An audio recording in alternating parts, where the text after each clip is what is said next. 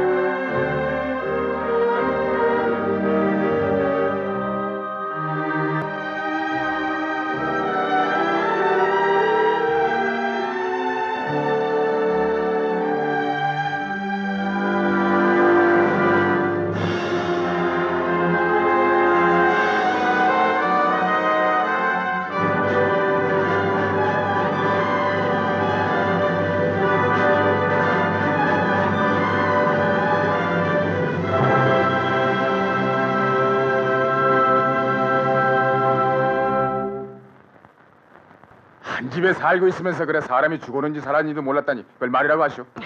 글쎄, 난 한 집에 새 놓고 살았어도 이놈의 방구석은 한 번 구경도 못했다니까요. 그럼 그 사람 어머니와 누이가 시골에서 올라오지 않았더라면 아주머니 죽은 사람과 한 집에서 몇 달이나... 아유, 그 사람 잡을 말씀 마세요. 글쎄, 우리 딸년 보고 물어봐요. 그 사람하고 한 집에서 살아보지 않은 사람 모른다고요. 인사를 할 줄을 아나, 말을 붙일 줄을 아나, 언제 들어왔다 언제 나간 줄을 아나. 나한텐요 새빵 잘못은 죄밖에 없습니다. 연탄가스가 새어나와서 죽은 걸 가지고 왜 엉뚱한 사람을 족칩니까? 아, 참, 네. 연탄가스가 저절로 새어나온 게 아니라요, 난로 뚜껑이 열려 있었대잖아요. 아이고, 뭐니나 세상에. 내가 난로 뚜껑을 열었다니요. 이런 세상에. 아니, 새돈 밀린 것도 못 받으려고 내가 그런 짓을 하겠습니까? 아, 방세 밀린 게 있어요? 그러면요, 글쎄, 우리 딸년 보고 물어보세요. 내가 속 썩은 건 이루 말을 다 못합니다. 네? 아니, 문을 제대로 잠그고 잘 줄을 아나, 수돗물을 쓰고 나면 꼭지를 제대로 잠글 줄을 아나, 전기불을 켜놓고는 전기불을 제대로 끌 줄을 아나. 글쎄, 내 손으로 한두 번 전기불을 꺼준 줄 아십니까? 네? 아니, 그러니 이 연탄 뚜껑이들 왜 안 열어놨겠어요? 방구석도 구경 못했다는 사람이 남들이 자는 방에까지 올라와서 전기불을 꺼요? 그럼 그날 밤에도 아주머니가 전기불을 끄러 올라오셨구만. 어? 아유, 하늘이 압니다. 아유, 내가 어디로 보기서니 글쎄 사람을 죽일 사람입니까? 아유, 거미 한 마리가 나와도 내가 쩔쩔 매는 사람인데, 난 예수를 믿는 사람입니다. 네. 아유, 하나님 맙소사. 아유.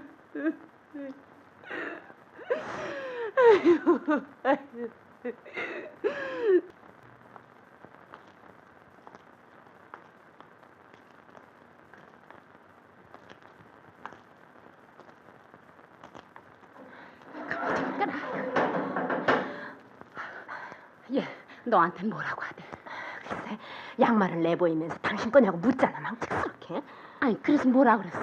뭐라고 하긴, 멋쟁이들이 신는 그런 양말이 있으면 한번 신어보고 싶다고 그랬지 뭐. 그래서? 그 여자 거라고 그랬지 뭐. 응? 그랬더니 그 여자 얘기를 자꾸 캐묻잖아. 싸우고 나갔단 말까지 했니? 그럼요. 칫솔이니 비누니 그런 것 가지고도 네 거 내 거 하고 싸우더라고. 죽였대, 누가 죽였겠어, 많아지고. 아니, 형사들한테 그런 말을 했어? 괜한 의심 살려고? 그나저나 이제 새빵도 다 나먹었다. 응? 사람 죽은 방에를 어떤 놈이 새 들어오겠니? 에휴. 아니, 글쎄 이년아, 내가 뭘 했니? 응? 집안에 말만한 계집애가 있어. 호래비한테는 새빵 못 내놓겠다고 했는데도 그냥 꼬리를 치고 방정을 떨더니 꼴 좋게 됐다니. 어머머, 내가 뭐 어쨌어요? 응? 여자를 끌어들일 때 내보내고 다른 사람 늦췄더니 이게 고집 부리고서는 안 내쫓고서는 이제 와서 왜 내 탓이나? 아유 내가 특히 치사하니나 이거. 길은 세 갈래다. 첫째는 그 편지, 즉 소설가 한우정을 찾아가는 길과, 둘째는 없어야 할 나이롱 스타킹이 있었고 있어야 할 카메라가 없었다는 것. 그것이 범죄의 단순한 말씀이시죠? 세 번째 길은요, 부장님. 왜 이마에 흉터가 있을까? 고난이 있는 곳에 흉터가 생기는 법이지. 자네라면 어떤 길로 가겠나? 두 번째 길로 가겠어요. 나이롱 스타킹 말입니다. 자네는 역시 여자라면 호기심을 갖는구나. 아닙니다, 그건. 부장님은요? 난 우선 첫 번째 길로 가보겠어. 자, 그럼. 네, 저도 그럼. 수고하십시오. 응.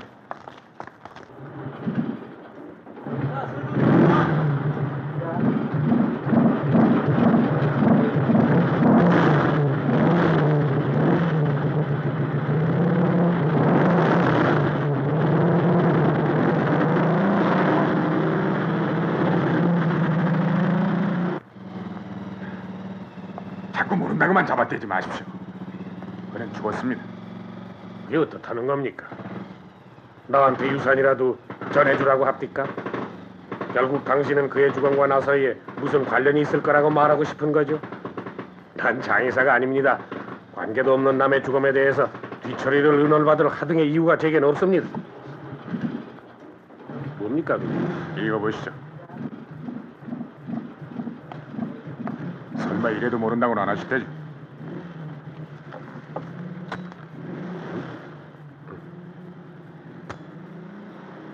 이번에 선생님을 배울 때는 꼭 완성시킨 것을 보일 것입니다. 일주일 안으로 저는 그것을 해치울 수 있습니다. 자신이 있습니다. 비웃어도 할 수 없습니다. 그것이 안 되면은 저는 마지막입니다. 그 다음에 어떻게 할 건가는 이 친구였군. 우리는 지름길을 두고 괜히 먼 길을 돌고 있었군. 무슨 뜻이죠? 일주일 내로 그것을 해치운다는 것은? 유도 신문이 때로는 이렇게 비과학적으로 시간 낭비라는 걸 아셔야겠습니다. 선생, 우린 지금 소설을 쓰고 있는 게 아닙니다. 그런데 미안하지만 이건 소설을 쓰겠다는 그 얘기입니다. 미스터리라고 제가 잘 아는 사진사 소개로 한번 만난 적이 있었습니다. 소설을 써보겠다고 절 찾아왔더군요. 소설을 쓰겠다고? 네, 제목은 장군의 수염입니다. 역사 소설인가요? 이순신 장군 얘긴가요? 뭐 어떻게 생각하셔도 무방합니다만 하여튼 그 소설의 줄거리나 들어볼까요? 역시 선생님도 그렇게 말씀하시는군요. 사람들은 왜 소설을 쓴다면 의뢰 줄거리부터 듣고자 하는지 모르겠어요. 줄거리 같은 건 그건 해거리나 마찬가지 아니겠습니까? 그래서요. 글쎄요. 줄거리랄까. 하여튼 어느 나라가 독립한 데서부터 제 소설은 시작됩니다.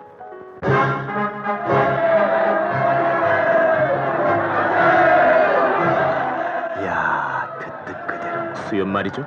그래. 그럼 앞으로 어떻게 되는 거죠? 모조리 잘했어. 빠짐없이 모두. 자, 보라. 저 위대한 독립운동을 영도한 각각의 국민들을 대신해서 한 가지 궁금한 사실을 여쭤보고 싶습니다. 말하시오. 독립군은 모두가 수염을 기르는 까닭이 무엇인가요? 까닭이야 있겠어. 있다면 오랫동안 면도조차 할 틈이 없었다는 것 정도지. 네, 그 매력 있는 수염을 저희들이 길러도 괜찮을까요? 그거야 마음대로 하시구려.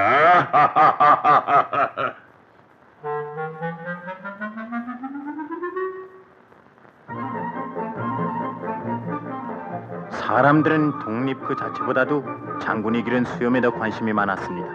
너나 할 것 없이 수염을 기르기 시작했습니다. 여보. 에? 여보 이거. 아차차, 거 잊을 뻔했구만. 역시 당신이 최고야. 아이고. 아이 참. 제 소설의 주인공은 그렇게까지 하며 수염을 기르기가 어쩐지 싫었습니다. 그러나 수염을 기르지 않은 사람을 찾아보기란 힘들었습니다. 은행원도 기르고 기업가도 기르고 직공도 기르고 대학 교수도 기르고 막벌이 노동자들도 길렀습니다.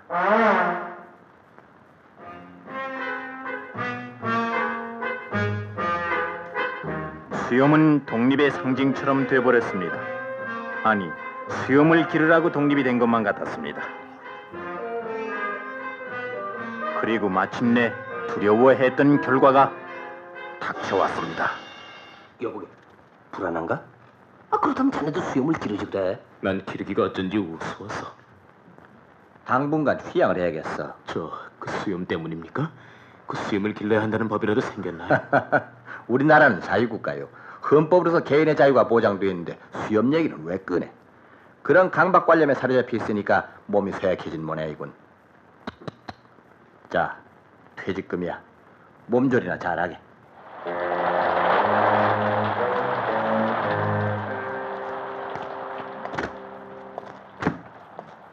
자수하러 왔습니다. 난 말이에요.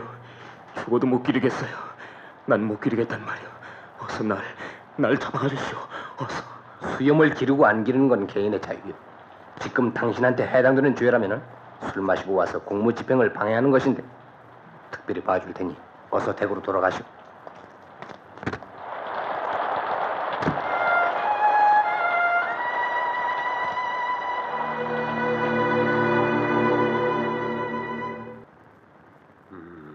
대충 그런 얘기인데요.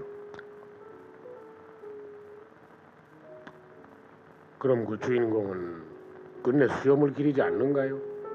우선 거기까지밖에는 구상하지 못했습니다. 재밌는데.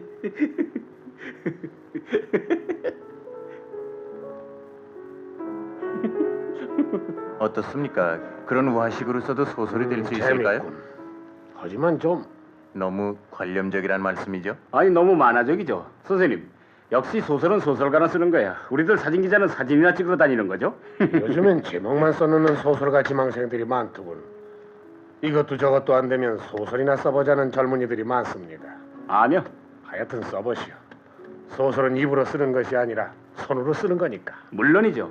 손으로 쓰는 거죠. 손으로.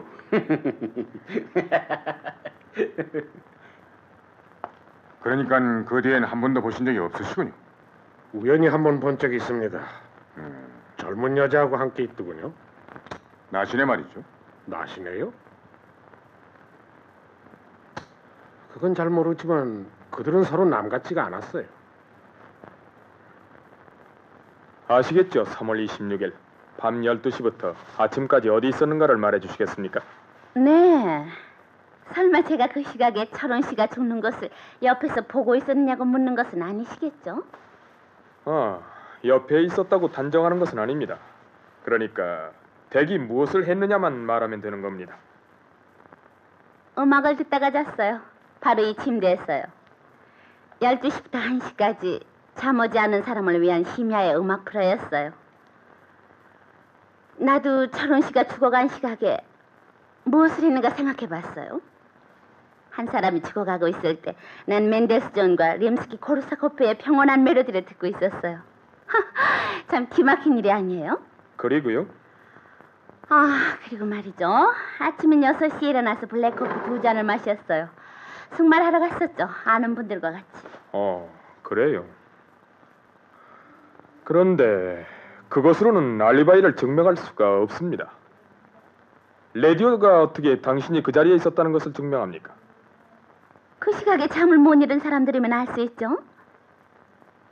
난 그 공목들을 다 말할 수 있어요. 어디서 들었느냐가 문제죠.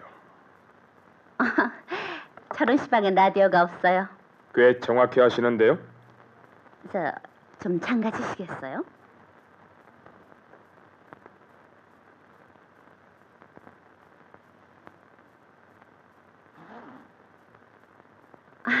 감사합니다.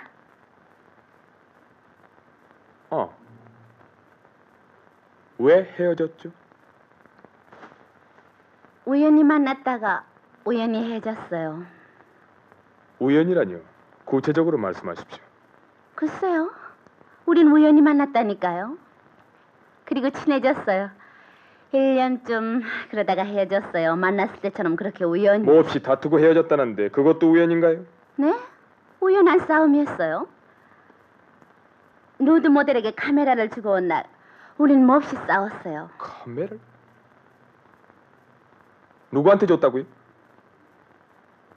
누드 모델에게요. 하지만 질투한 건 아니었어요. 들어오세요. 어서 오세요. 실례했습니다. 손님이 계셨구만. 괜찮아요. 경찰에서 오신 분이에요. 아, 네. 정 회장님이세요. 저 공항에 좀 같이 나가자고 했어요. 노스웨스트 편으로 외국 손님들이 오길래. 물론 제 사업 관계로지만 역시 이런 땐 여자분이 있으면 우선 분위기가 부드러워지니까.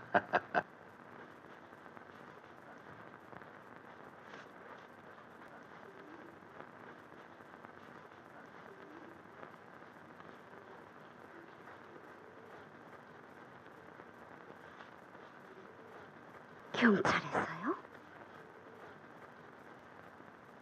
왜 자꾸 귀찮게 구시죠? 옷을 벗는 직업이지만 몸 파는 여자들과는 다르단 말이에요. 전 이래봬도 한땐 그림을 그렸답니다. 아니, 난 사진 얘긴데. 어머나? 서에서도 누드 모델을 구하시나요? 그래, 사진 모델도 해보셨어요? 아니, 아직 사진 모델은 해본 적이 없어요. 그렇지 않을 텐데. 김철훈이란 사람 아시죠? 김철원? 아, 사진 기자 말이죠? 그 사람의 카메라도 알고 있겠죠. 그 사람에겐 생명과도 같은 그 카메라가 왜 당신 손에 넘어갔는가, 그것 좀... 네, 빛에 쪼들리면 천이라도 옷을 벗죠. 저처럼 말이에요. 카메라쯤은 약과죠. 빚을 졌나요, 당신에게? 약간요. 어쨌든 카메라는 그가 준 거니까 자세한 건 그쪽에 가서 물어주실까요? 그리고요, 누드 모델이 필요하시다면 그때는 언제든지 만나드리겠어요. 잠깐만. 김철훈이 죽은 걸 아시죠? 네? 왜? 놀랬어요? 아니요. 전 아무것도 놀라지 않아요. 아주 순진한 사람이었는데. 순진한 사람? 죽었다니까 그저 해본 소리예요. 누구나 죽으면 다 좋은 사람으로 생각되거든요. 또 뵙겠어요, 그럼? 자네는 어떻게 생각해, 이 사건을? 글쎄요, 연탄가스를 사용한 자살로밖에 보이지 않는데. 자살 이유는? 나시네 말입니다. 그 여자에겐 벌써 다른 남자가 있더군요. 세상엔 남자를 실현시키는 재미로 살아가는 여자들이 들어있거든요. 그런 여자 중에 하나란 말이지. 손톱을 봤나? 네, 봤어요. 보통 여자처럼 그 흔한 매니큐어를 하고 있지 않았습니다. 그게 바로 남자들을... 아니, 김철훈의 손톱 말이야. 김철훈이의 손톱이라니요? 아무리 자살하는 사람일지라도 자기 시체가 살아있는 사람에게 더럽게 보이지 않도록 주의를 한다는 게, 목욕을 하거나 옷을 갈아입거나, 아니 그것도 할 수 없는 경우에는 최소한 손톱 발톱은 깎는단 말이지. 하긴 유서도 없었지만은 유서가 있어도 자살이 아닐 수가 있지. 언젠가 이런 일이 있어서 얼핏 보면은 자살 사건인데 그 유서의 글씨가 너무 지저분하다란 말이야. 유서라면은 세상에서 자기가 마지막으로 쓰는 글이 아닌가 말이야. 의뢰에 있는 솜씨를 다해서 깨끗이 이쁘게 쓰려고 노력하는 법이야. 결국 타살이었군요. 인간은 죽는 순간에도 남의 시선을 의식하는 거야. 난 아직까지 생에 대한 미련을 남기지 않고 죽은 자살자를 본 적이 없어. 자, 뭐 좀 생각나는 게 있어? 솔직히 말씀드리면 전 막연한데요. 그래, 막연하다. 이런 때 신문에서는 오리무중이란 말을 잘 쓰지. 우린 그런 안개 속을 한 10리쯤 걸어왔을까. 자네 감기 걸려봤나? 감기라뇨? 감기가 왜 걸리는지 아나? 네, 환경이 바뀔 때 범죄가 생긴다는 말씀이시군요. 철훈이는 어느 날 갑자기 감기에 걸렸을 게다. 그게 언제일까? 그리고 기침이 나고 열이 나고 땀이... 부장님은 문학적인 수사를 하시는데요? 문학하고는 반대지. 문학은 구체적인 걸 애매하게 만들지만 우린 애매한 데서 구체적인 걸 찾아내니까. 김철훈이가 감기가 걸렸다면은 그건 실직당한 날이 아닐까요? 그 점에서부터 다시 시작해볼까요? 그래. 그리고 또 흉터가 남아있고. 하여튼 그 사람은 사진부 기자 노릇할 위인이 아니었어요. 요컨대 그 친구는 사회생활을 할 능력이 없습니다. 우선 기자는 바쁩니다. 기자는 뛰고 난 뒤에 생각하거든요. 그런데 그 친구는 아니, 이 친구 암실 속에서 잠을 자고 있는 거야? 아직도 암실에 있나? 어? 네. 암실에 들어오면은 내가 완전히 혼자라는데 안심한다. 대낮 밖에서는 햇볕이 내려쬐고 사람들은 그 휘황한 광채 속에서 물고기처럼 헤엄치고 있을 것이다. 그러나 나만이 아니, 광선과 이봐. 이건 내 말이 아니라 철훈이가 하는 말이에요. 부장님도 물어보세요. 암실에 들어오면은 내가 완전히 혼자라는데 입 안심을 한다. 그만두시죠. 못하겠어. 깜깜한 어둠 속에서 둥근 달 모양의 형광판이 파란 빛을 던진다. 그것은 저편쪽 벽 너머의 딴 세상으로 향하는 출입구처럼 보인다. 하이포산의 새콤한 냄새와 어둠 속에서 돌아가는 타임워치 소리. 아, 여기는 영원히 잠들어 있는 피안의 세계다. 암실 작업은 나를 해방시켜준다. 나는 예외 없이 카메라 렌스 옆에 서 있다. 렌스의 앞으로 뛰어가 피사체의 세계로는 들어갈 수가 없다. 언제나 적당한 거리를 유지해야만 한다. 슬픔에도 폭발하는 즐거움 속에서도 언제나 손님처럼 나는 그 밖에 있어야 한다. 뉴스가 있는 현장에 내가 있어야 한다. 그러나 그 현장에 있으면서도 나는 언제나 뉴스 밖에 있어야 한다. 나는 날로 카메라의 렌스처럼 되어가고 있다. 정말 미칠 것만 같다. 그래서 결국 신문사를 그만두었다는 거예요? 아닙니다. 그가 신문사를 그만두게 된 것은 신문사에서도 유명한 얘기입니다. 정 박사 아시죠? 정영필 박사. 정영필 씨. 이름은 알고 있죠. 그분이 미국에서 귀국했을 때 인터뷰를 갔었거든요. 그러니까 무엇보다도 레셔널라이즈 하는 게 중요합니다. 인간은 고도한 정밀기 같은 거니까요. 그런데 undeveloped country의 human relation을 보면 아주 그만 undeveloped country를 한국말로 뭐라고 합니까? 그냥 뭐 후진국이라고들 하죠. 후진국. That's right, that's right. 저 선생님, Yes. 저 미국에 몇 년 계셨습니까? Well, almost 5 years. 5년 있었습니다. 네. 아유, 굉장하시군요. 5년 동안에 박사학위를 2개나 땄으니 이 보통 에너제틱. 예, 참 에너제틱하시군요. sure. 자, 좀 드실까요? 드십시오. 예. 예, 감사합니다. 그런데 우리나라 사람 excuse me. 한국에 와서 김치가 어떻게 핫한지 스토맥 트러블이 심해서요. excuse me. 자꾸 나오네요. 식성이라는 것도 절대적은 아니니까 사실 식생활부터 우리는 개선하는 것도 괜찮다고 볼까요? Yes. Oh, yes. 저 미국 가셨을 땐 어땠습니까? 그 버터가 느끼해서 속이 쓰리셨겠죠? What do you mean? 자, 대강 이 정도면 되겠습니다. 그럼 가족 사진 찍는 걸 허락해 주시겠습니까? Oh, certainly. 어떻게 찍을까요? 어떻게 찍으실까요? 여기서 하죠, 그냥. 자, 준비하지. 잠깐 실례하겠어요. 네. John. 때로죠. Mary, where are you? Mary, John.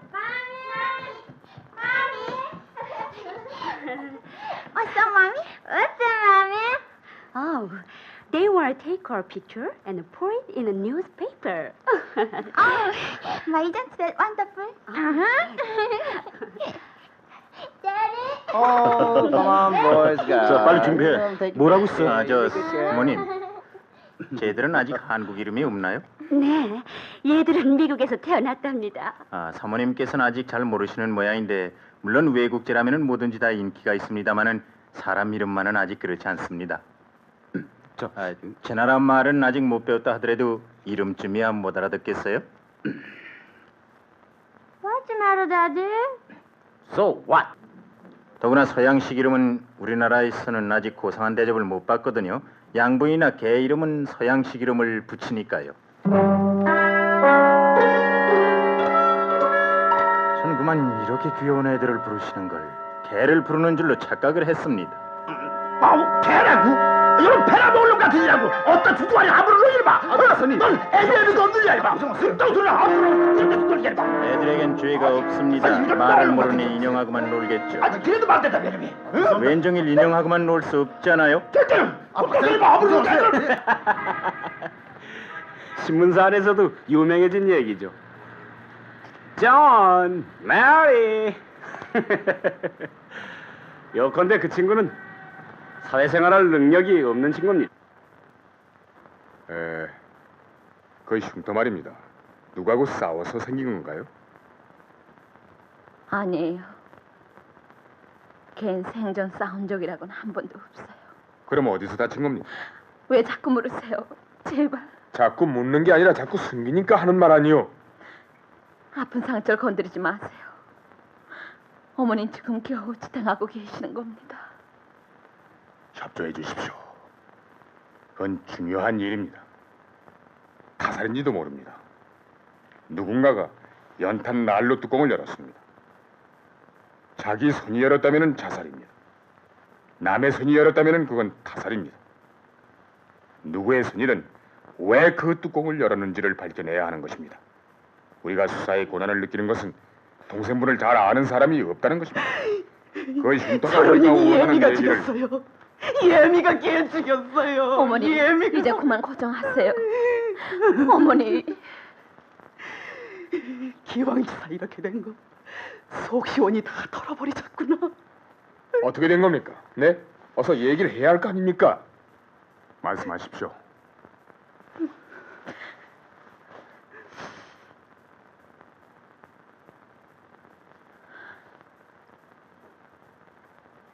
철은이가 갓난애 때 얘기해요.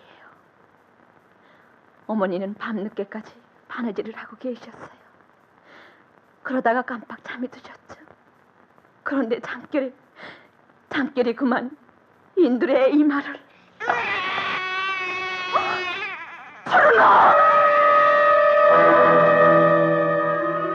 평생을 이마에 흉터 때문에 고생하다가 이 애미 때문에 죽었어요. 나 때문에 어머니. 죽었어요. 어머니. 좀 조용히 하세요. 조용히.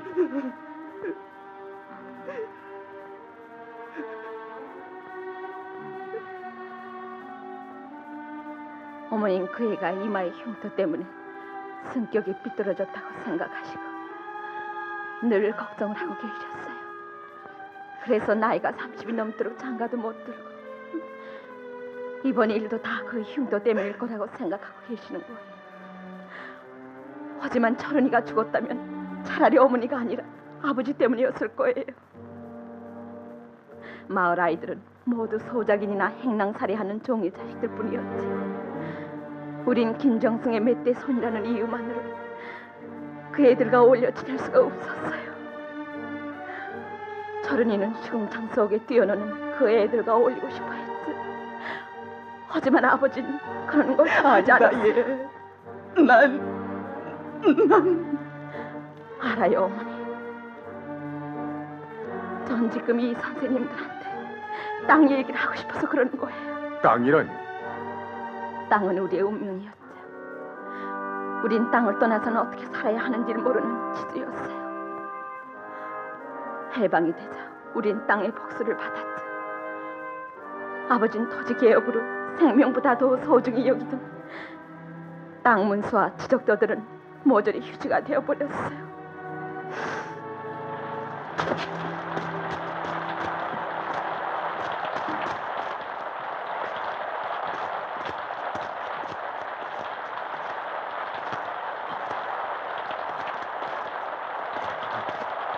어머니, 어머니. 걔 누구냐? 아니, 형! 철민아! 철민아! 아이고 이 녀석아 어디 갔다 이제 왔니? 바보처럼 놈들한테 섞어 살았어요. 그 형이 먹고는 이젠 죽어달라지 않아요? 아니 뭐 이놈들아! 이놈들아! 내 땅 내놔라! 안 돼! 안 돼! 이놈, 내 땅 내놓으란 말이야! 안 된다, 이놈아! 안 돼, 이놈들! 아버지, 그만. 이놈, 난 이제는 내 애비 터지다. 무슨 면목으로 애비 노릇을 한단 말이죠? 이놈들아! 내 땅 내놔라!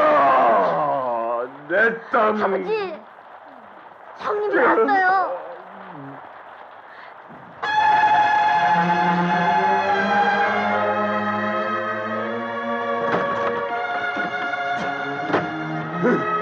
여보. 자, 이게 땅 문서다. 내 이놈, 네가 원한 대로 땅을 다 놀아줬으니까 썩 나와라 이놈. 제가 지각이 모여놨습니다. 아버지 용서라고. 난 너를 용서해 줄 수가 있다. 하지만 조상님들은 절대로 널 용서하지 않는다. 아버지, 형님을 용서해 주세요. 형님이 모르고 그랬다잖아요. 아버지.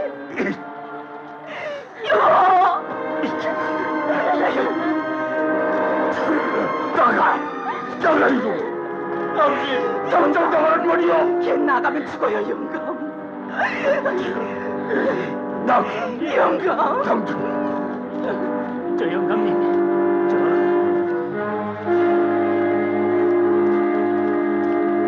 소에서 나왔습니다.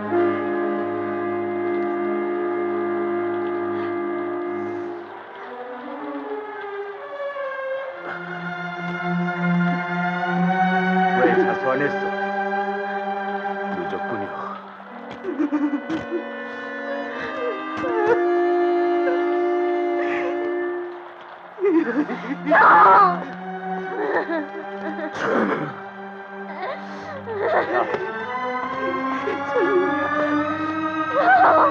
아버지.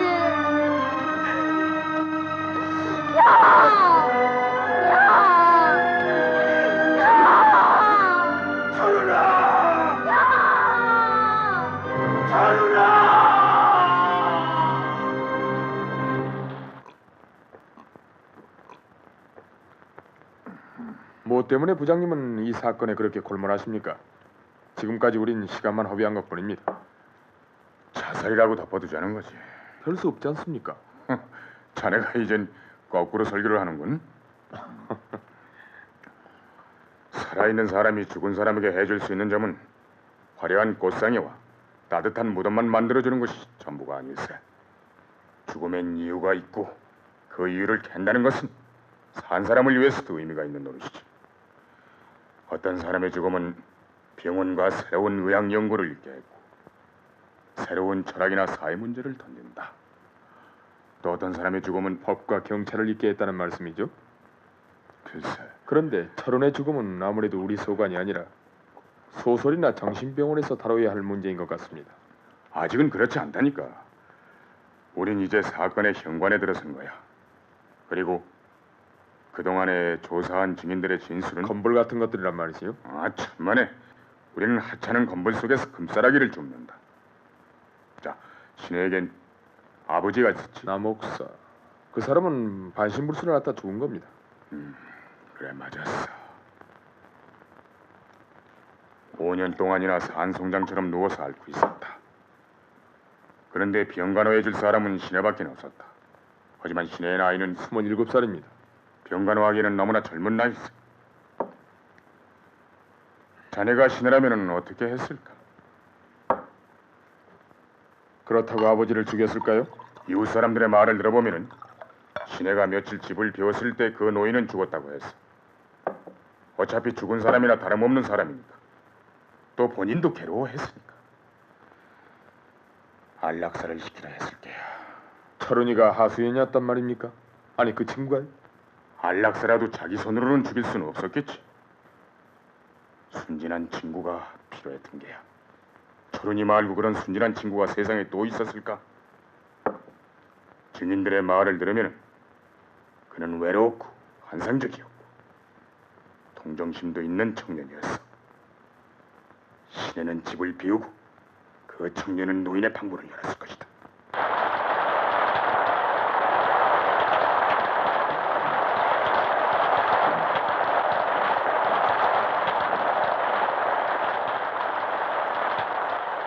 시내냐?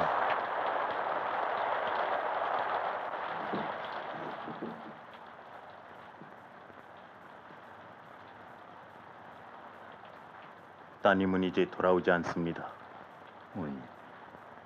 저는 누군가? 따님은 당신을 도망치게 할 차례입니다. 이 방의 모든 것들은 끝나야 합니다. 이 방에서는 모든 게 썩어가고 있습니다. 햇볕도 시간도 육체도 모든 게 썩어가고 있습니다. 당신은 여기를 떠나야 합니다. 당신은 5년 동안이나 이 방에 있었습니다. 당신도 더 이상 견디고 싶지 않을 겁니다. 당신은 의사요? 딸이 날 죽여주라고 부탁했나요? 난 예수교 신자요. 떠나시오. 모든 것이 조용해질 것입니다. 아주 조용히. 간단히 잠들듯이. 다음 날 아침에 눈을 뜰 때면 고통은 참으로 먼 곳에 있을 겁니다.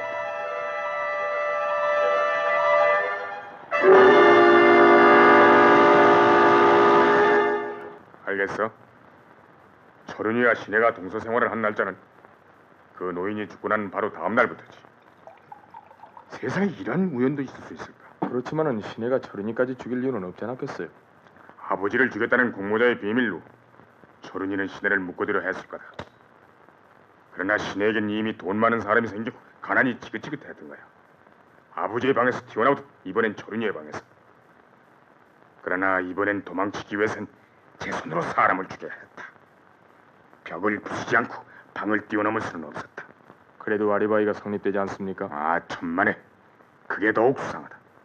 아주 적은 트랜지스터가 있었다. 이어폰을 끼면 어디서든지 들을 수가 있다. 사람을 죽이면서도 말이야. 시내는 똑똑한 여자야. 많이 굴러먹었던 여자야. 네.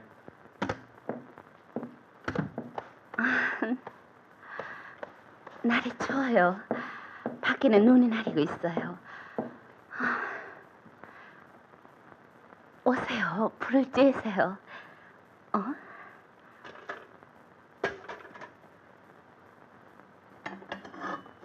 어머, 연탄불에 갈 때가 됐어요.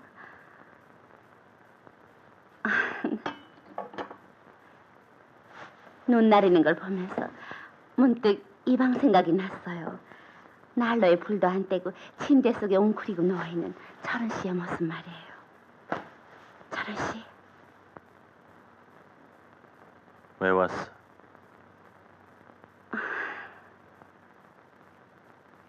오세요.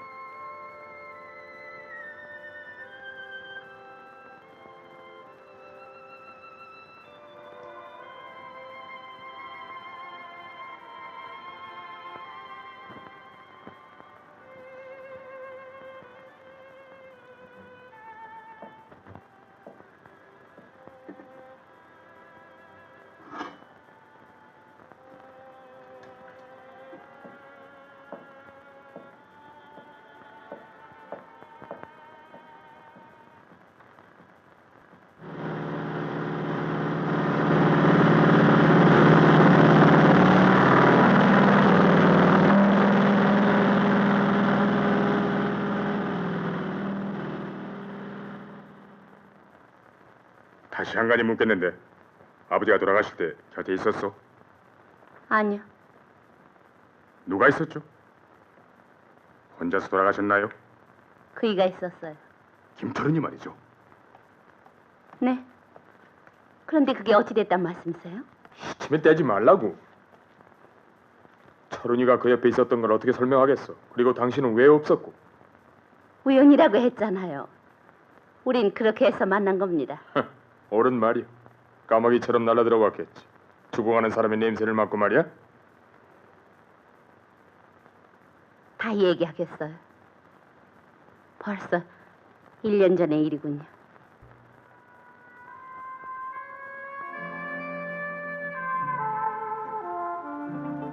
여름이었어요.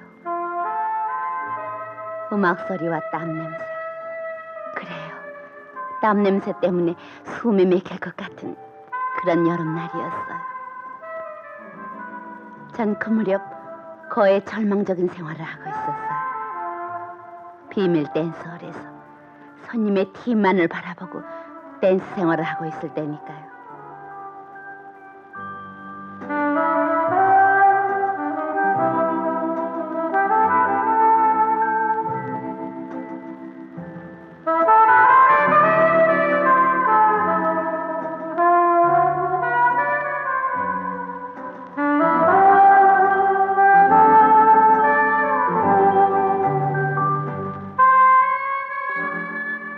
모든 것이 죽어 있는 것 같았어요. 바람 한 점 없는 침묵이었어요. 그때 갑자기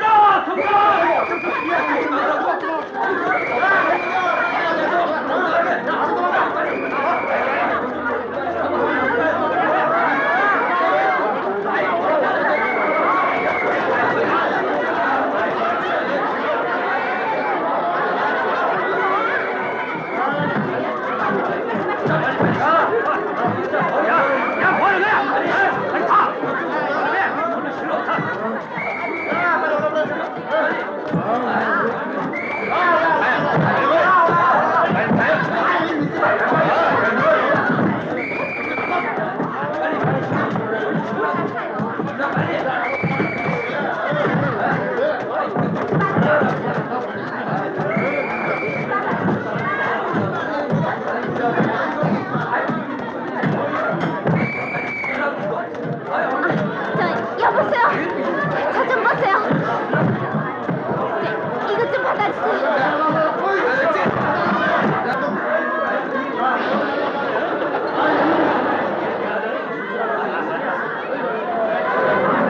목 좀 전해주세요. 목이요. 다 우연이라고 해둡시다. 그럼 당신이 없는 동안에 뭐 때문에 철훈이는 3, 4일 동안 알지도 못하는 환자의 병간으로 했단 말이오. 당신 말대로 대소변까지 가려주는 환자. 그건 친부모라도 하기 어려운 일이 아니오. 저희 아버지는 불행하고 기이한, 그래요, 몹시 환상적인 분이에요. 철원 씨는 그러한 아버지가 좋았던 거예요. 비약이 너무 심하구만. 아버지와 만나자마자 친해진 것은 석유램프 때문이었다고 말했어요. 석유램프? 무허가 판잣집이었거든요. 전기가 들어오지 않아서 우리는 석유램프를 쓰고 있었어요.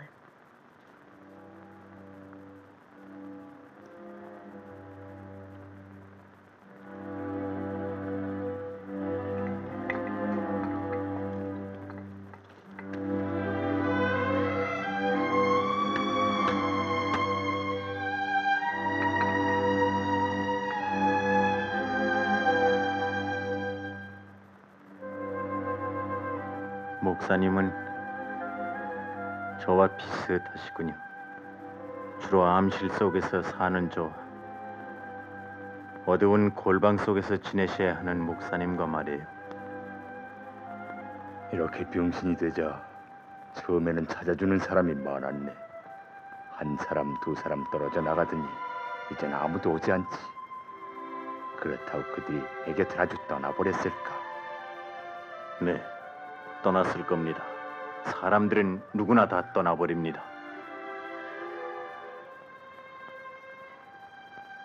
외로우시겠어요? 그런 자네가 외로워 보이는군. 난 난 외롭지 않네. 고독을 견뎌내지 못하여 우는 소리를 하는 사람이 아니라 고독을 노예처럼 부릴 줄 아는 사람. 아버진 그런 사람이었어요. 그런 건 필요 없는 얘기요. 요점을 말하시오. 요점을. 당신은 줄곧 병간호를 5년 동안이나 해왔습니다. 밤낮 같이 얘기 상대를 하면서 당신은 그것을 지겹다고 생각했겠죠. 아무렇게나 생각하셔도 좋아요.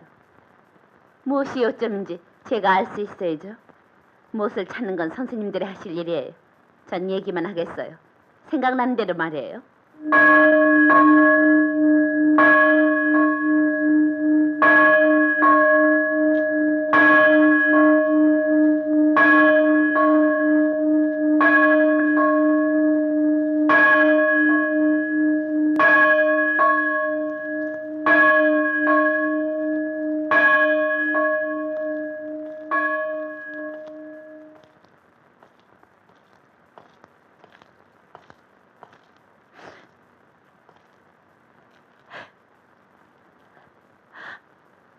아버지, 모두 떠나버렸잖아요.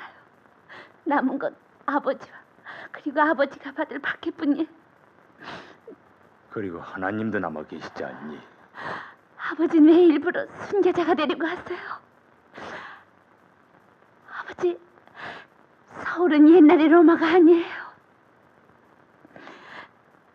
뭐냐? 곧 다시 만나게 될 거다. 자, 어서 가거라.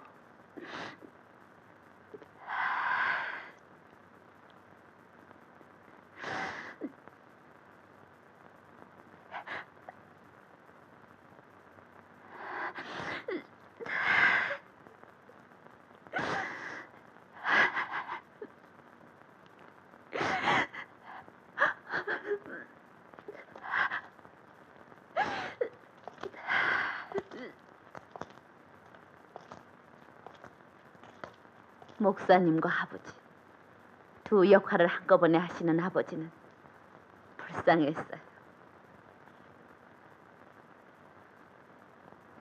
아, 잠깐. 당신 지난주일에 왜 교회에 안 나갔죠? 우린 며칠 동안 당신을 지켜보고 있었단 말이. 지난주일 당신은 예배당이 아니라 골프장에 있었죠. 전 예수를 믿지 않아요. 목사의 딸이 예수를 믿지 않는다. 그런 딸이 아버지를 사랑했을까요? 아버지는 말씀하셨어요. 사람은 신이 무엇인가를 알게 되면 더욱 불행해지고 그 갈등과 고뇌를 이기지 못하면 하느님을 욕하게 된다고요. 제가 교회에 나가지 않은 것은 아버지 권유 때문이었어요. 아버지처럼 그 고통과 싸움을 이기고 신의 곁에 나서는 사람이 몇 사람이나 되겠어요? 주여, 무서워서 떨립니다. 주님도 영혼은 맑으나 육체는 한없이 떨린다고 말씀하셨습니다. 서울은 불타고 있습니다. 불 속에서도 텅 빈 이 교회 안에서 주님은 분명히 계시겠죠. 목사님.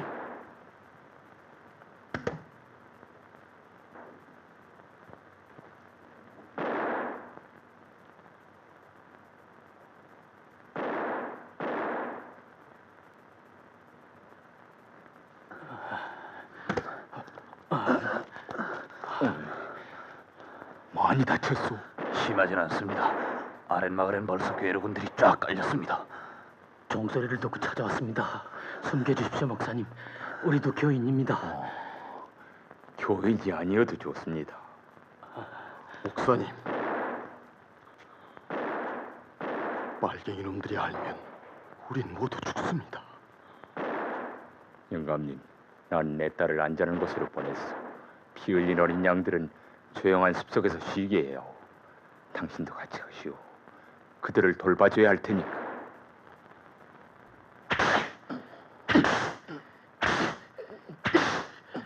그놈들 어디다 숨겼지? 도대체 그놈들이 동무하고는 무슨 관계가 있단 말이오? 목숨을 바치면서 숨겨줄 만한 이유가 있단 말이오? 내 약속을 믿고 있는 사람들이요. 더 이상 물어도 아무 소용없소. 좋아. 들여보내. 들어가. 저기 들어가.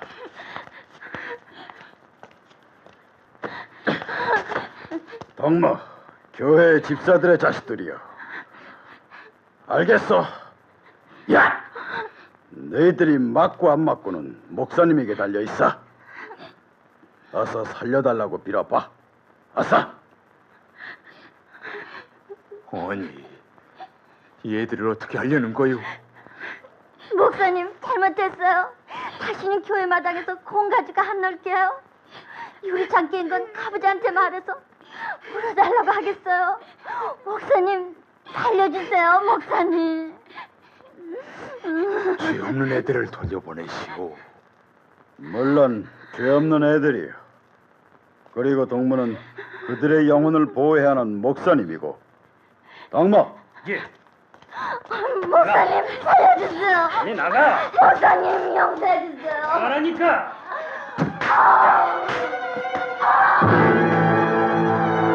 주여, 도와주십시오. 저에겐 힘이 없습니다. 아무래도 당신을 욕되게 할 것 같습니다.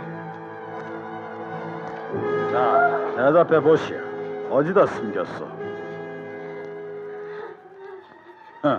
그래요. 덕모들.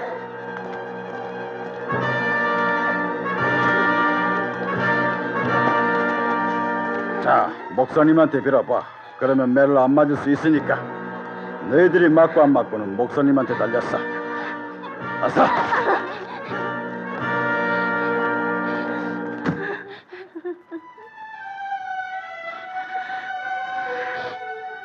아버지, 아니, 난 괜찮아.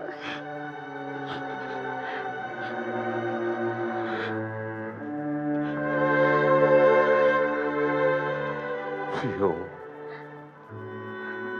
어느 양을 구해야 합니까? 내 아내가 죽었을 때도 저는 당신을 원망하지 않았습니다. 주여, 이럴 때 저는 어떻게 해야 합니까? 주여, 한 번만 힘을 주십시오.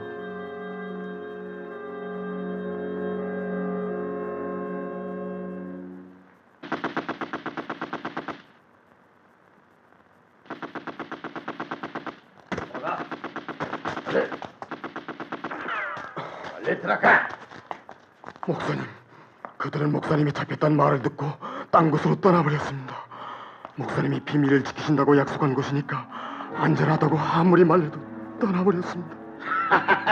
뭐 약속을 했다고? 사람의 약속을 누가 믿어? 인간들의 약속 따위를 믿는 너 같은 바보가 어디 있어? 김군, 위선이라고 듣지 말게. 그렇게 병신이 되도록 매를 맞으면서도 어쩐지 나는 즐거웠네. 그들이 나를 때리지 않았으면 내가 나를 때렸을 거야. 주님은 나를 용서하셨어. 이해하시겠어요? 철은 씨도 그런 저희 아버지와는 금방 친해질 수 있었다고 말하더군요. 물어보고 있는 쪽은 우리입니다. 중요한 얘기가 빠져 있군요. 두 사람이 왜 사랑하게 됐는가 하는 얘기 말입니다.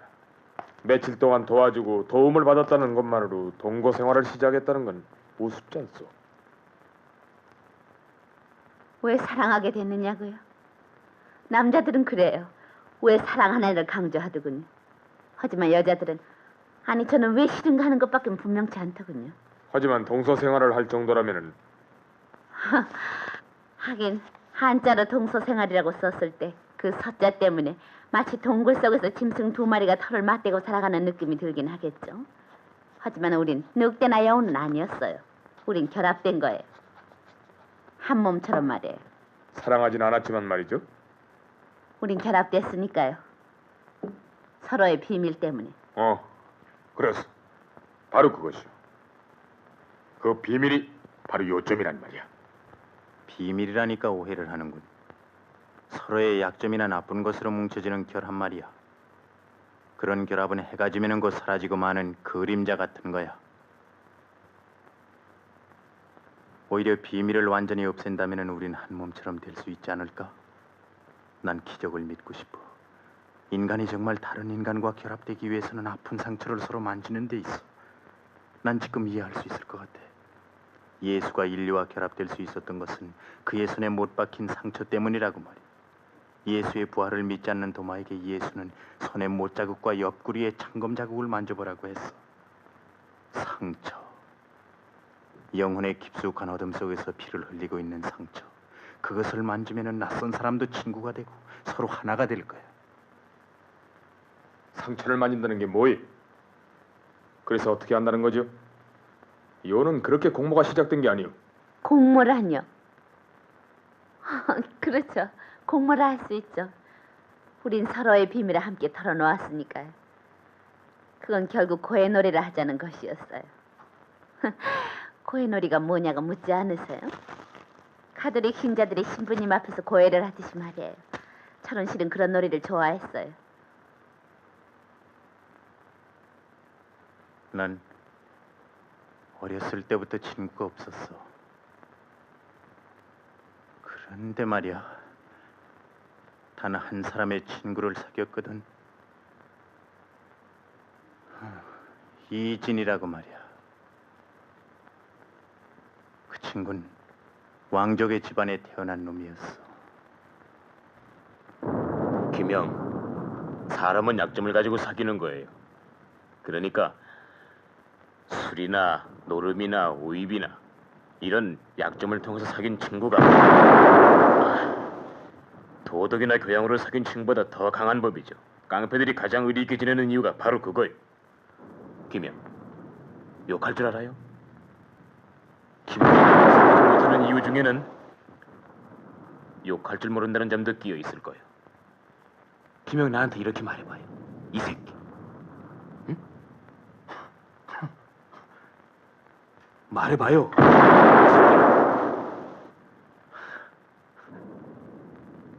이 새끼. 이 새끼. 소새끼. 소새끼. 말새끼. 말새끼.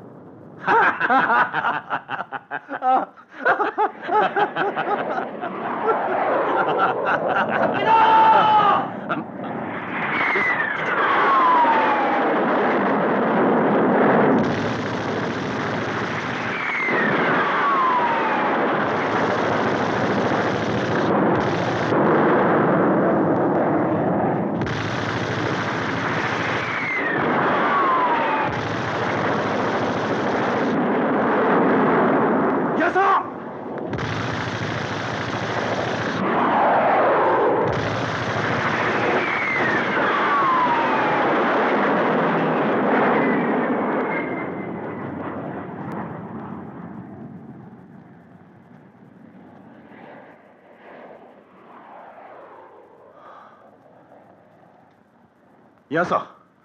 이어서! 이어서! 그만 일어나시오. 개새끼들은 모두 다 가버렸어.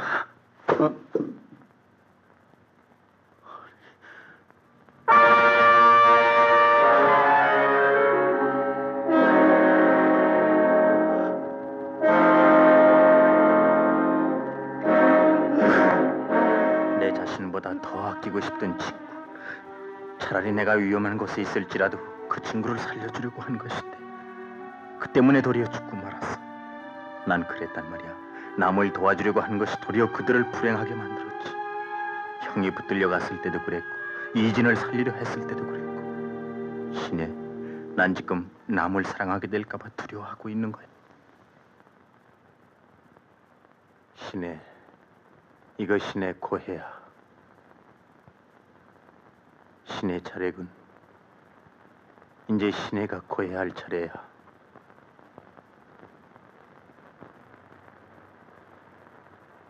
고해놀이란 그런 거였어요. 왜 자꾸 피하는 거죠? 피하다뇨? 김철훈이가 당신 아버지를, 당신이 김철훈이를 살해하게 된 당신들의 비밀을 어서 얘기하란 말이오.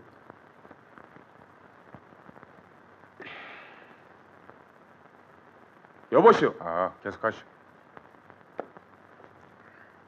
당신이 고해하실 차례입니다. 어서 말해. 아버지에게도 아무한테도 말하지 않은 단 하나의 사실이에요. 쑥스럽고 너무 메로드라마틱해서 따지고 보면은 아무 의미도 없는 사건이지만 추웠어요. 일사후퇴였죠. 우린 걸었어요. 서울서부터 줄곧 걸어 내려갔죠. 우리라니 누구 말이지? 아버지의 친구 아드님이었어요. 대학에 간입학한 대학생이죠. 난 그 대학생을 사모하고 있었고 그 사람도 날 맹목적으로 좋아했어요. 피난 기분이 아니라 즐거운 피크닉을 가는 기분이었어요. 하지만 전쟁 중이었죠. 몹시 추운 날이었고요. 그 사람은 말했어요. 지금은 전쟁 중이고 총탄은 젊음을 피해가지 않는다고요. 무슨 뜻이지? 내 몸을 소유하고 싶어 했어요. 난 그 사람을 무척 좋아했죠. 하지만 우린 순결해야 한다고 난 어른처럼 다 이루곤 했어요. 사실 난 너무 나이가 어렸고요. 그냥 보고 얘기하는 것만으로도 만족할 수 있는 나이였어요. 하지만 그 사람은 말했어요. 전쟁은 언제나 가장 순결하고 가장 아름다운 젊은이들의 사랑을 시기하기 위해서 벌어지는 거라고요. 자기의 요구는 플레이보이들의 요구와는 다르다고요. 죽기 전에 전쟁의 신이 자기를 부리기 전에 내 몸을 소유하고 싶다.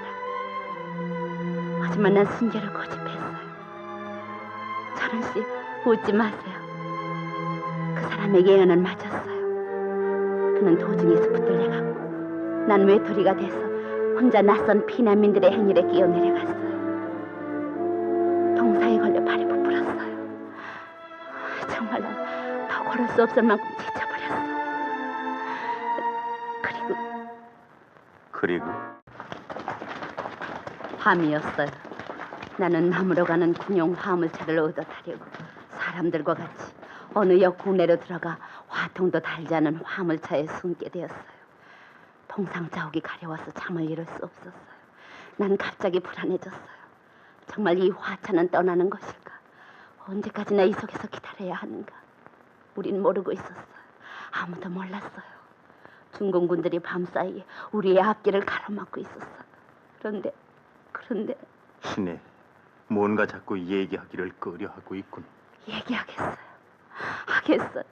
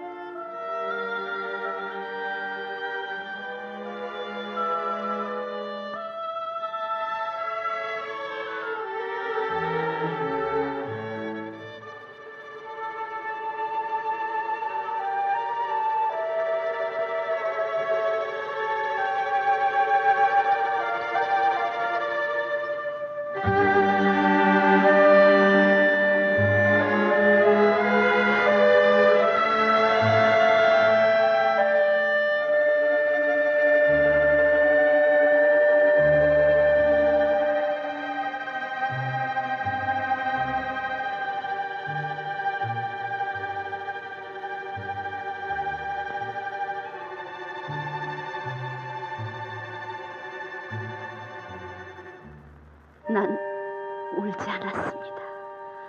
석탄가루로 검게 얼룩진 내 스카트를 털면서 난 내 젊음이나 사랑이나 꿈도 털어버렸어요.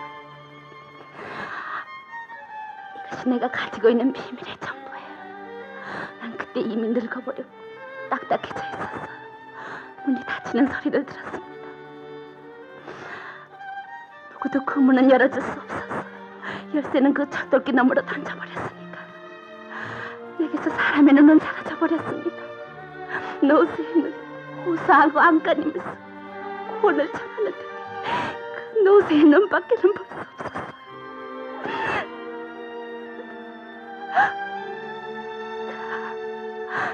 감사해요, 철은 씨. 내가 루스로 편지를 쓰고 우연히도 구원을 청했던 날, 난 오래간만에 사람의 눈과 마주쳤던가 봐요.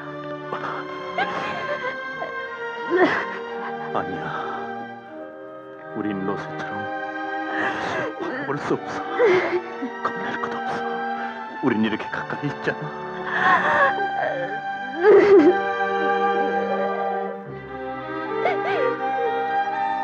인간이 정말 다른 인간과 결합되기 위해서는 서로 아픈 상처를 만지는 데 있어. 신혜, 우린 결합됐어. 하나가 됐어. 그렇지, 신혜. 그래. 아버지가 돌아가시자 둘은 금시 결합되었단 말이죠. 아버지를 잃은 딸이 고해놀이를. 그렇소. 그것도 일종의 놀이 아니오. 시체 위에서 장난을 했단 말이오. 전 부정을 하진 않겠어요. 아무것도 부정하고 싶은 생각은 없습니다. 슬픔을 가진 사람은 이상스럽게도 남과 친해진다는 천우 씨의 말이 옳았어요. 그러나 고해놀이는 훨씬 뒤의 일입니다.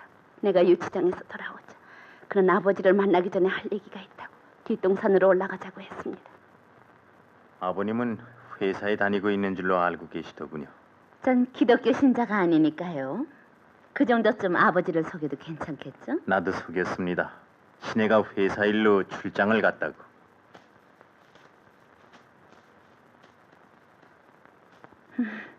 춤이나 추다 경찰에 잡혀간 알지도 못하는 여자의 부탁을 왜 들어주셨죠? 은혜를 갚겠다고 해서인가요? 아버지를 구해주셔서 고마워요. 하지만 사례를 드릴 만한 게 아무것도 없어요. 아닙니다, 신혜 씨. 사례는 오히려 내가 해야 합니다. 난 한 번도 나 목사님과 같은 분을 만난 적이 없어요. 그렇게 마음을 털어놓고 얘기해본 사람 말이에요. 그리고 나를 필요로 해주는 사람 말이에요. 나 목사님과 나는 많은 얘기를 했어요. 조난당한 어부들이 외로운 섬에서 만났을 때처럼 말입니다. 하지만 놀라지 마십시오. 아버님은 이미 돌아가셨습니다.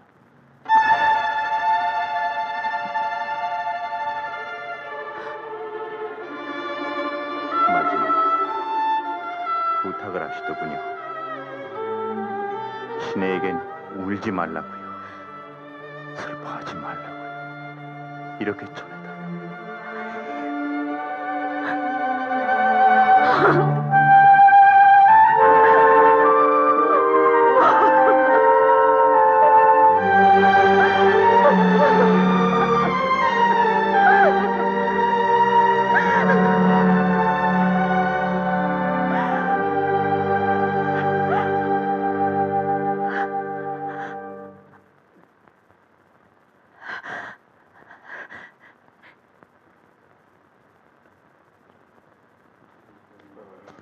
그런데 왜 헤어졌죠? 서로의 비밀을 통해서 한 몸이 된 사람끼리 그렇게 섣불리 헤어질 수 있을까요? 그이와 함께 살아보지 못한 사람은 그가 어떤 사람이란 것을 이해하기 어려울 거예요.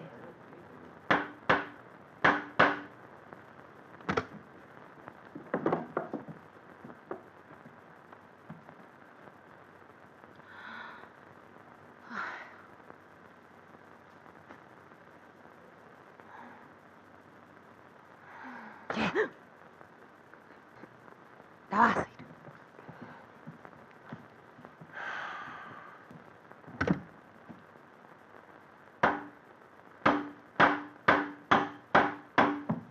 어이구, 남의 벽이라고 못을 저렇게 함부로 아무데나 두드려 받고.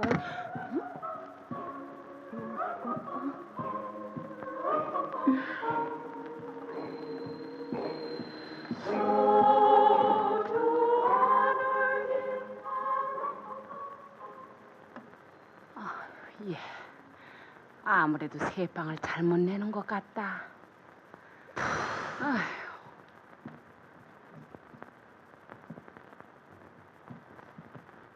아이들의 연극 노래처럼 환상적인 생활이 시작되었어요. 철원 씨는 우리의 생활을 표류라고 했어요. 우린 표류하고 있는 거야. 모든 선객들은 이미 익사했고 이 깨진 손실 안엔 우리 둘만이 남아서 표류하고 있는 거야. 그럼 이 창은 선창이겠네요? 어? 신의 머리가 좋은데 우리 바다나 구경할까? 응? 그런데 어쩐지 악취가 풍겨와요. 갯바람은 원래 그런 거야. 돛은 어디 있죠? 태풍에 날아가 버렸어. 엄마, 저기 돛이 있어요. 빨래 말이에요. 때 묻은 빨래? 그럼 저건? 현장실인가요? 아니야, 기관실이야. 저건? 갑판, 해도판. 나침판. 그리고 저거는 루스. 이건 우리를 만나게 해준 무역풍이야.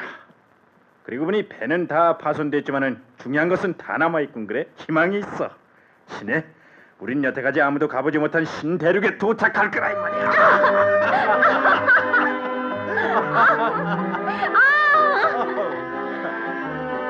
저도 처음엔 그런 장난이 좋았어요. 내장 냄새가 나는 그런 남자들 사이에서 지쳐 있었을 때니까요.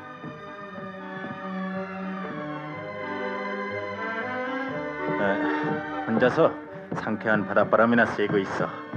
난 우리의 저녁 식탁을 장식할 고기를 낚아올 테니까 말이야. 전 그동안 밀린 돛을 달아야 되겠어요.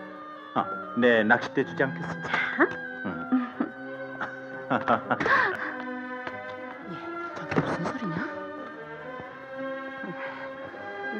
너한테 물론 내가 잘못이지. 잠깐. 왜 자꾸 다른 말로 돌리시죠? 순서대로 얘기하고 있어요. 김철훈이가 당신을 사랑하게 된 데는 충분한 이유가 있었다고 합시다.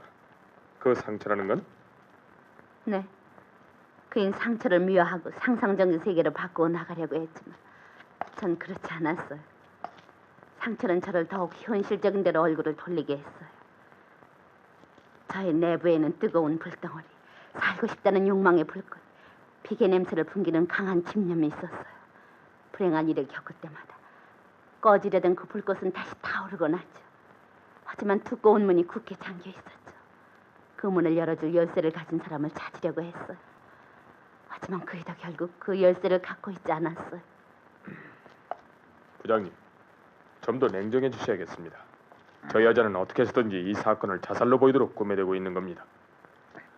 그래서요? 그래서 어떻게 했죠? 그런대로 우리는 어울려 살았어요. 그러나 전 차츰 지루하고 따분한 생각이 들기 시작했어요. 신혜. 이게 뭔지 알아? 뭔데요? 어디 한번 알아맞혀 보라고. 오늘 항해는 어땠어? 거센 바람이 불었어요. 덕분에 무전기까지 고장나 버렸어요. 그까지 신호가 가진 않고 오기만 하는 무전기는 고장나 버리는 게 낫다고. 그게 뭐죠? 알아맞혀봐. 스미스? 오라, 레인코트, 빨간 레인코트죠? 그보다도 훨씬 귀한 것. 서울에서는 이제 볼 수 없다고 생각하던 거. 그런 게 뭐죠? 있어. 봐. 자, 우리들의 마스터. 그 위에 올라서 보면은 우리들의 신대륙이 뜻밖의 가까운 곳에 있다는 것을 알게 될지도 몰라.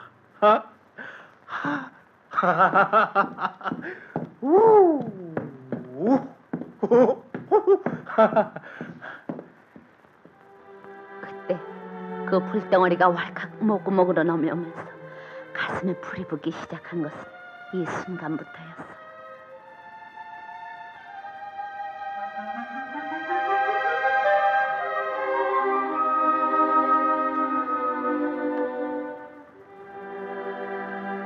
이렇게 놀고 싶었다. 아이들과 그 하얀 언덕 위에서 이렇게 연을 날리며 놀고 싶었다. 그러나 나는 감기에 걸렸고 아버지는 바깥 아이들, 상놈들하고는 놀지 말라고 했었지.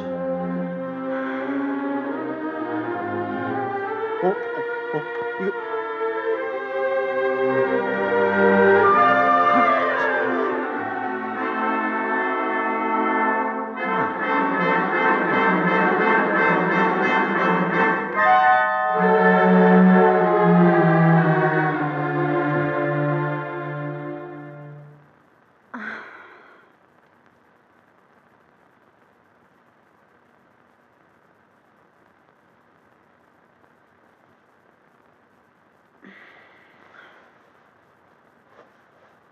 우린 이제 연 날릴 만한 그런 하늘도 없군.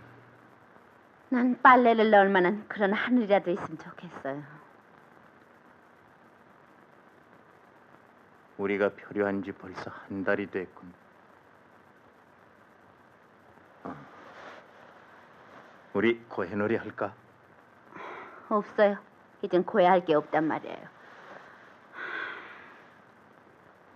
가슴 속에 타는 강렬한 불꽃은 분화그를 찾으려고 붉은 혓바닥을 넘실거리고 있었어요.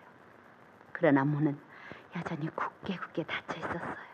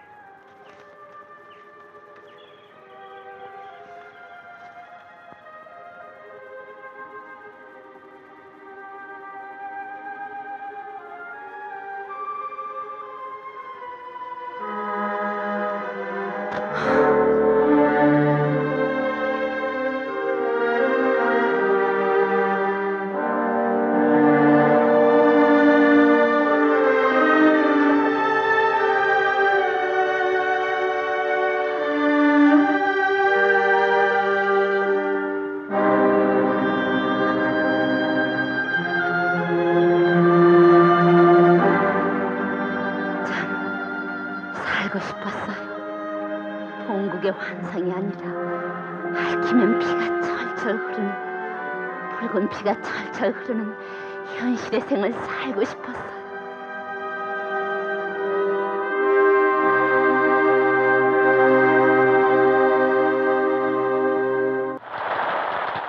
장마가 시작됐습니다.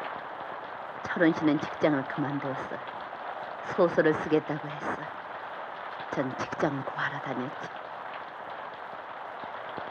또 비가 오지? 장마가 너무 길어요.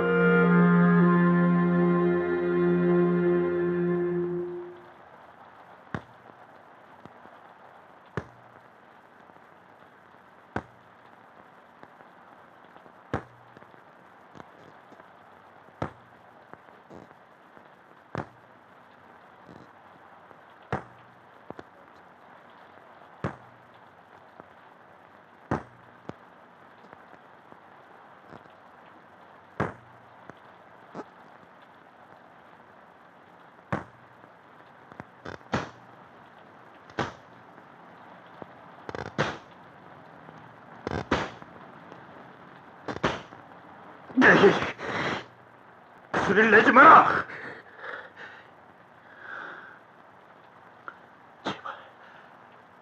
제발 발톱을 깎지 말아줘.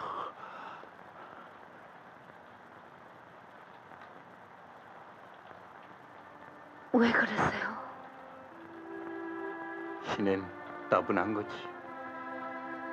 빗소리를 듣고 발톱을 깎고 제발 그런 짓을 말아줘. 난 신혜를 나눌 때면 언제나 그 곁에 누워있는 신혜의 육체를 난 언제나 물고기 같다고 생각했어. 육지 위에 끌어올린 생선들은 물을 찾느라고 아가미를 벌렁거리잖아. 신혜가 숨을 쉬느라고 어깨를 들먹거리는 것이 난 필이라고 생각한 거야. 이것만은 말하지 않으려고 했지만 신혜, 비늘이 다 떨어진 생선의 살결을 연상한다는 것은 나의 잘못이야. 용서해줘.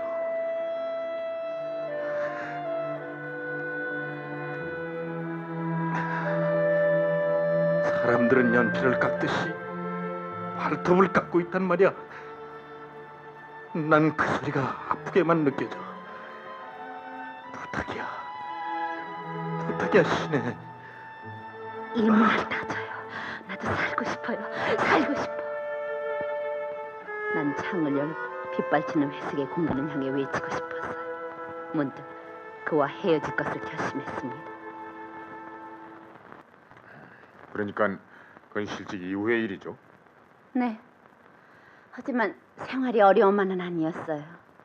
고해놀이, 표리놀이, 그리고 쓰지도 않고 쓰겠다고만 하는 소설 줄거리 얘기도 너무 따분했어요.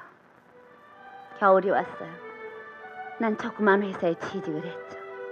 첫 달 봉급을 갚으래서 우린 참으로 오랜만에 연탄 난로를 샀어요. 우린 처음으로 부부가 되고 생활의 즐거움을 느꼈어요. 산장에 캠핑 온 것 같죠? 정말이야. 그 봐요. 난로 하나가 얼마나 이 방한 모습을 바꿔놓는지요. 신혜, 오래간만에 우리 고해놀이 할까? 난 이제 고해놀이 할 게 하나도 없어요. 내가 먼저 할게.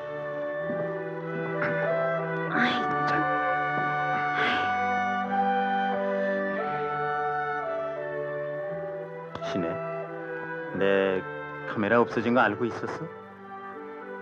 모르고 있었지.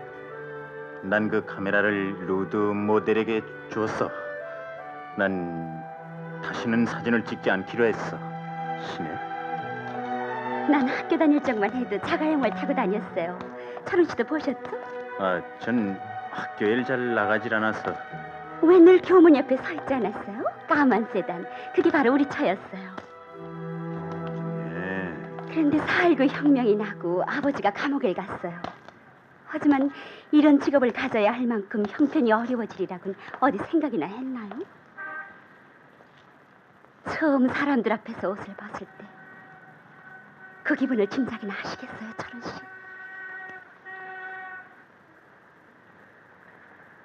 아무리 타락한 여자라도 자기 육체를 남자들 앞에서 보이는 건 싫어해요. 그런데 대낮에 더구나 난 거꾸로였죠. 난 남성을 알기 전에 육체의 부끄러움부터 상실했답니다. 내 몸은 본래의 목적을 상실했고 다만 하나의 선, 하나의 윤곽, 하나의 입체, 그게 내 몸이라니.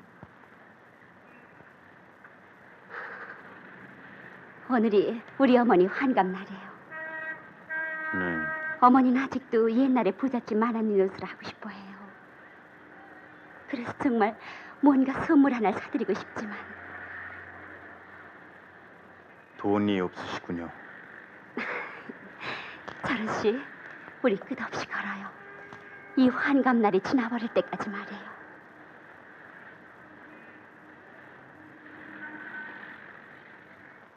그래서 싸웠나요? 질투를 해서. 질투라고요? 나도 분명히 모르겠어요.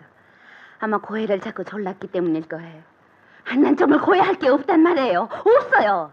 없단 말이에요. 신혜, 질투라는 거야? 카메라 때문에?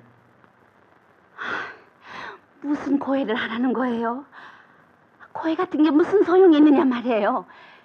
좋아요. 고해하겠어요. 마지막으로. 아니, 신혜. 이젠 지긋지긋해요. 질투라고 오해하지 마세요. 오래전 장마가 진 때부터 난 결정하고 있었으니까요. 제 고해를 똑똑히 들으세요. 이건 배가 아니라 한 달에 3,000원씩 내는 사글세 3방이란 말이에요.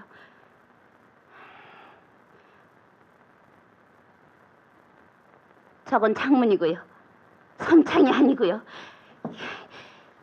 이건 싸구려 연탄 난로고요. 뭐라고요?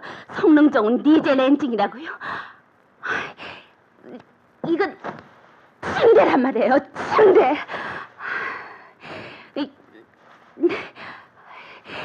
이 고장난 트란지스 라디오가 어떻게 무전기란 말이에요. 내일 난 여기서 떠나겠어요. 상처라고 말하지만 난 상처보다는 아직 상처 있지 않은 다른 부분이 중요하단 말이에요. 더 중요하단 말이에요. 정신에 입은 상처보다도 생명의 전부보다는 적은 거예요.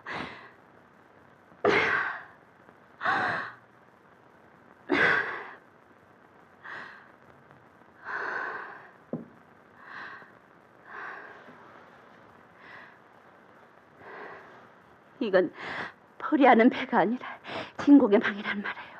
죽어버린 사람들의 무덤 속이란 말이에요. 당신의 시골 주지의 막내 아들일 뿐이에요.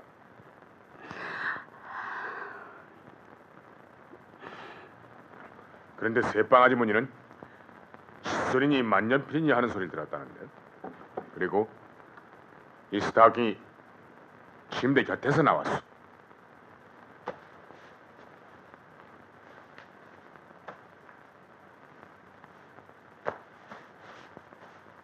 왜 나가지 말라고 말리지 않죠? 참 그렇군. 하지만 가는 게 좋겠어. 시내가 짐을 챙기고 있을 때 그걸 알았어. 우린 어차피 남이었다는 걸 말이야. 난 두 몸이 하나가 되는 기적 속에서 살아있는 줄만 알았지. 우린 오랫동안 같이 살았어. 그런데 짐을 챙기는 걸 보니 역시 신의 물건과 내 물건은 지금부터 질서정연하게 갈려져 있었어. 섞이지 않고 말이야. 자, 이 칫솔 이건 내 거야. 이 양말 이건 내 거지. 이건 신의 거야. 그렇지. 이건 처음부터 타인의 물건으로 보였어. 허물처럼 벗겨져서 흐느적거리는 이 스타킹. 그래, 처음부터 이건 타인의 물건이라고 난 생각했었어.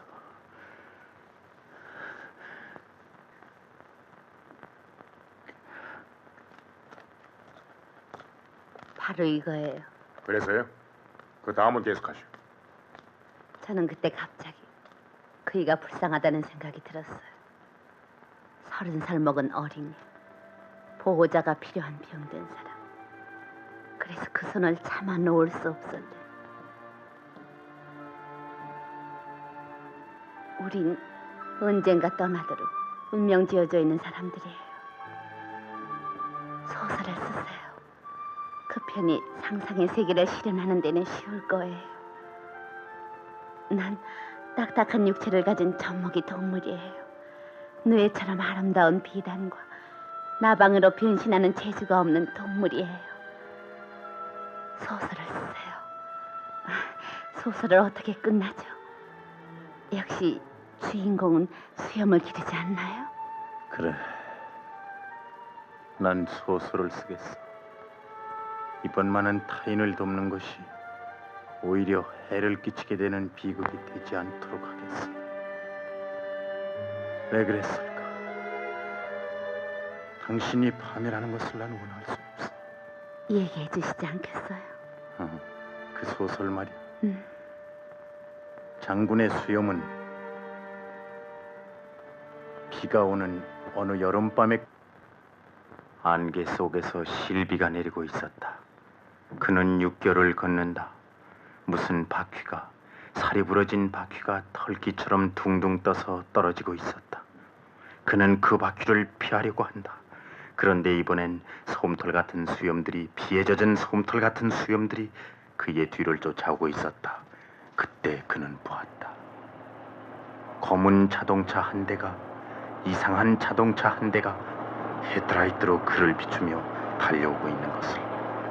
운전수의 얼굴은 장군의 수염에 덮여 볼 수가 없다. 골목길로 피하려 했지만은 브레이크를 밟는 쇳소리가 그의 얼굴을 때렸다.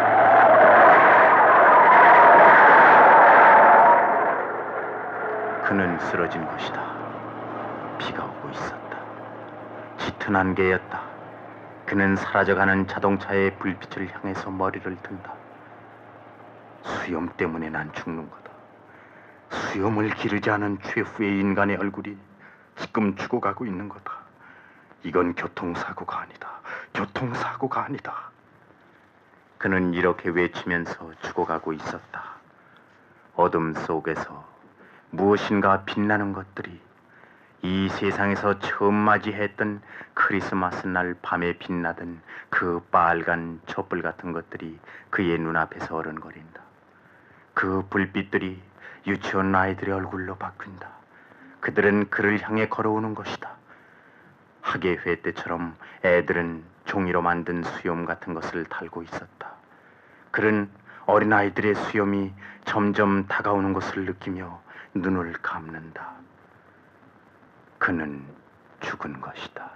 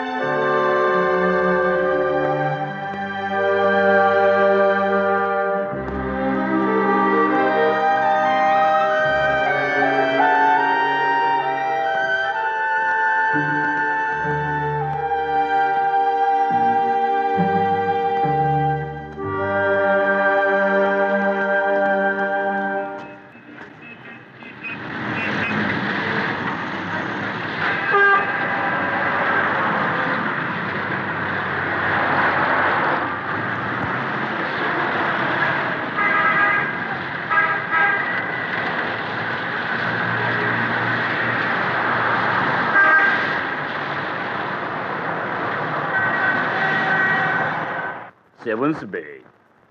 세븐스베이를 아세요?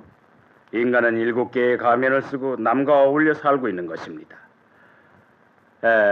즉 거풀을 7개나 쓰고 진짜 모습은 맨 속에 감추고 살고 있단 말씀이에요. 가령 아버지와 어머니가 한꺼풀을 벗겨줍니다. 또 가령 애인이 한꺼풀을 벗겨주고 학교 선생님이 한꺼풀, 친한 친구가 한꺼풀, 6번째는 자기가 벗기는 것입니다. 아무리 유능한 수사관이라도 그 이상 더 벗길 수 있다고 생각한다면 그것은 큰 오해죠. 그러나 나머지 한꺼풀은 누가 벗기느냐? 소설을 쓰고 싶다고 할 때 일이 그런 죽은 겁니다. 글을 쓴다는 마지막 희망이 꺾였기 때문에 그는 자살을 했을 겁니다. 아, 수도꼭지 하나 잠그지 못하는 사람이 연탄 뚜껑이라고 안 열어놨겠어요? 어쨌든 현 사회생활을 해낼 만한 친구가 못 되거든요. 실직을 했고 먹을 것도 없고 죽을 수밖에 더 있어요. 철훈이는 내가 죽였어요. 내가 죽였어. 아니, 땅이 복수를 한 거에 그를 죽인 것은 땅입니다. 콤플렉스로 그는 죽은 것입니다.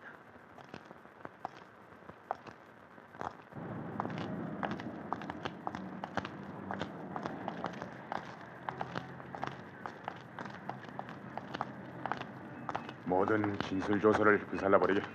수사는 이걸로 종결하는 겁니까? 어떻게 보고서를 쓸까요? 자네 생각은 어떤가? 그야 명백하죠. 처음 말씀드린 대로 정신분열에 의한 자살. 그래, 명백한 일이다. 그렇게 생각한다면은 그렇게 보고서를 쓰게. 이놈들 놔라! 놔! 대선을 내놔! 자, 그냥 가요. 뭐야? 내 돈을 뺏으려고? 내가 그래 미쳤다고? 안 미쳤다. 난 안 미쳤어. 이놈들이 날 끌어가, 이 도둑놈들이. 가고요. 내 재산을 뺏으려고 하는 것들이야, 이놈들이. 저리 가요. 날 도와줘요. 날 도와줘요. 날 도와달란 말이에요. 예. 여보세요.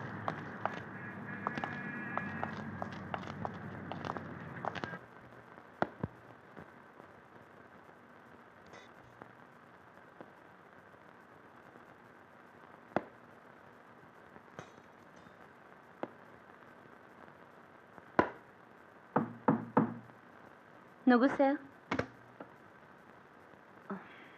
안녕하셨습니까?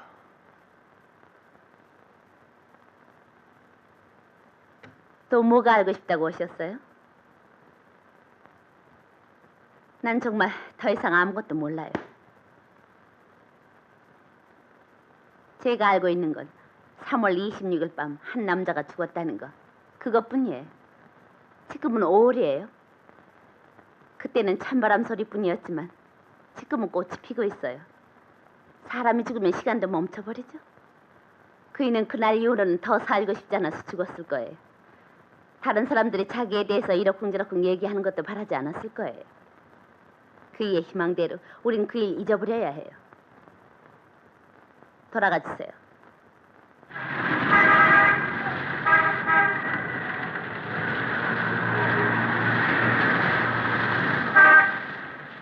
왜 나는 이렇게 자신을 잃고 있을까?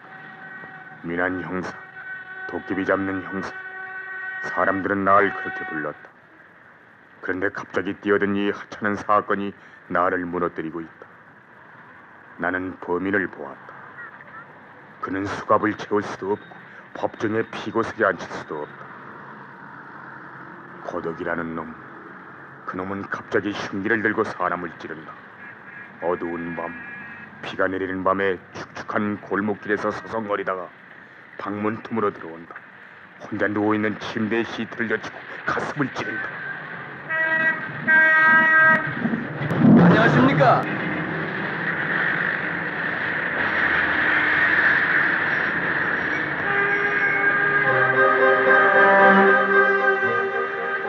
오랜만에, 참으로 오랜만에 나는 집에 선물을 들고 간다. 아이들이 기뻐하겠지. 에피네도 기뻐하겠지.